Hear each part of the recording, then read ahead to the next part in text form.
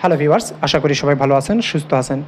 আমাদের hard drive বা SSD কোনো কারণে যদি ডাইনামিক হয়ে যায়, বেসিক থেকে ডাইনামিক হয়ে যায়, সেক্ষেত্রে অনেক ধরনের সমস্যা ফেস করি এবং উইন্ডোজ ইনস্টল করতে গেলে ইনস্টল হয় না।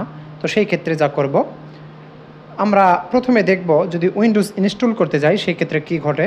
আমরা বুট মেনুতে যাব, এই মাদারবোর্ডের বুট মেনু F12 গেলাম, তারপর আমরা পেন ড্রাইভ সিলেক্ট করব, বুটেবল পেন ড্রাইভ।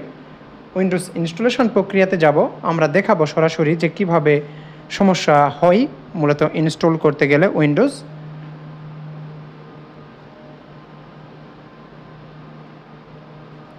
এখানে দেখুন অনেকগুলো ড্রাইভ দেয়া আছে, দেখা যাচ্ছে, কিন্তু যখন আমি উইন্ডোজ ইনস্টল করতে চাই বা ফরম্যাট দিতে চাই সেই ক্ষেত্রে ফরম্যাট হয় না, এইরকম দেখায়, ডিলিট হয় না, কোনো ড্রাইভ এখান থেকে ডিলিট করা যায় না। এখান থেকে ডিলিটের পূর্বে অবশ্যই আপনারা ডাটা ব্যাকআপ নেবেন, ব্যাকআপ নেওয়ার পর এই কাজটা করবেন। এই অবস্থায় কমান্ড প্রম্পটে যাব, Alt+F10 প্রেস করব, তারপর আমরা এখানে ডিস্ক পার্ট লিখব, তারপর আমরা লিখব লিস্ট ডিস্ক। এখানে দেখতে পাচ্ছেন দুইটি শো করছে, একটা হচ্ছে হার্ড ড্রাইভ, একটা পেন ড্রাইভ। আপনার যদি দুইটা হার্ড ড্রাইভ হয় দুইটা শো করবে, এবং যেটা আপনি ফরম্যাট দিতে চাচ্ছেন সেই ক্ষেত্রে আপনার সেটা সিলেক্ট করবেন। সিলেক্ট ডিস্ক 0, আমার এটা 0 আছে, এই জন্য 0 দিয়েছি। তারপর ক্লিন দিবেন, ক্লিন দেওয়ার পর এন্টার দিবেন, পরবর্তীতে এক্সিট দিয়ে বের হয়ে যাবেন।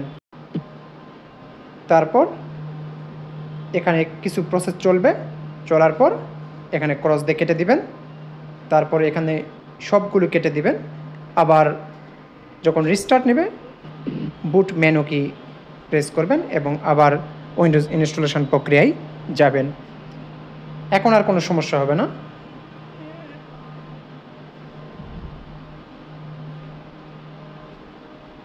এখন এটা পুরা ফরম্যাট হয়ে গেছে, ডিলিট হয়ে গেছে সব পার্টিশন। এখন আপনি পার্টিশন করে নিতে পারবেন বা এখানে আপনি একটা পার্টিশন করে উইন্ডোজ ইনস্টল করতে পারবেন।